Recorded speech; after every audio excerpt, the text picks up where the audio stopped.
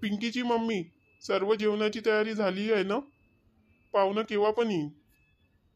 मी आणि उषानी मिळून सगळी तयारी पूर्णपणे केली आहे. पाहुण्याला किती वेळ आहे रे राजा? येतच असन.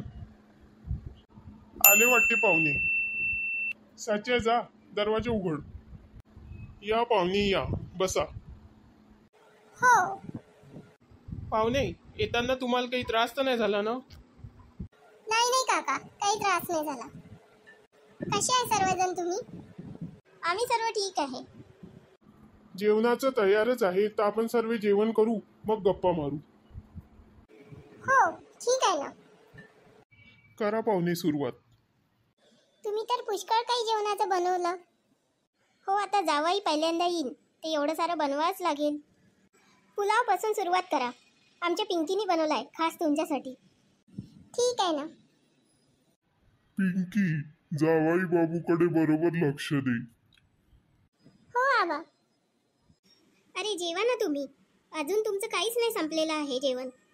आई, मी खाऊनच राहिलो, पण जेवण संपतच नाहीये. तुम्ही एवढं सारं बनवलेलं आहे. थांबा तुम्ही, आमच्या उषानी खास तुमच्यासाठी रसगुल्ले बनवले आहे, तिला मी बोलवते. उषा, रसगुल्ले आण ग. घ्या पाहुणे, रसगुल्ले घ्या. मी एवढे नाही खाऊ शकत. असं कसं? जावई पहिल्यांदा आमच्या घरी आला आणि त्याला खाली पोटच आम्ही जाऊ द्यायचं का? घ्या, पूर्ण संपवायचे तुम्हाला एकट्यालाच. पण काकू, एवढे सारे रसगुल्ले मी एकटे कसे खाणार आहे? नाही, तुम्हालाच खावं लागेल. पिंकी, पुलाव वाढ ग जावई बापूंना. नाही नाही, माझ्याकडे पुलाव आहे, वाढू नको. काही ऐकू नको त्यांचं, वाढ त्यांना. हो काकू. होणाऱ्या बायकोला नाही नाही म्हणावं लागत. आता मी एवढंच संपवतो, आता तुम्ही कोणीच काही वाढू नका. असं कसं भाऊजी? मी तुमच्यासाठी खास मम्मीला हा पिझ्झा बनवून मागितलाय, हाय तुम्हाला खावं लागेल. ऑलरेडी मी खूप खाल्लं आहे, आता माझ्याकडून पिझ्झा खाणं नाही होईल रे. नाही, तुम्हाला खावंच लागेल. ठीक आहे. जिजाजी, आता माझ्याकडून पण हा मुगाच्या डाळीचा शिरा तुम्हाला खावा लागेल. खरंच तुम्ही लोक खूप आग्रह करता. ठीक आहे, खातो, पण आपण सर्व मिळून खाऊ. नाही नाही पाहुणे, तुम्ही पहिल्यांदा आले आहे, तर तुम्हाला एकट्यालाच सर्व खावं लागेल. ठीक आहे. मग पाहुणं, आवडला ना आजचा बेत? हो, खूप जास्त आवडला.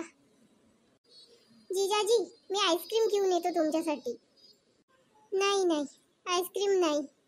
असं कसं आईस्क्रीम नाही? जेवण झाल्यावर तर आईस्क्रीम पाहिजेच. नाही, आईस्क्रीम पासून मला एलर्जी आहे. निघतो आता मी. थांबा ना थोड्या वेळ, गप्पा मारू. नाही, उशीर होईल मला. ट्रॅफिक पण राहते ना रस्त्यात. ठीक आहे, पण परत या जेवायला. हो हो, नक्की येईल. कशाला तरी मी सासरी जेवण करायला गेलो. मला आता उठणंही नाही होत आहे, बसणंही नाही होत आहे. पोटामध्ये खूप गडबड गडबड वाटत आहे.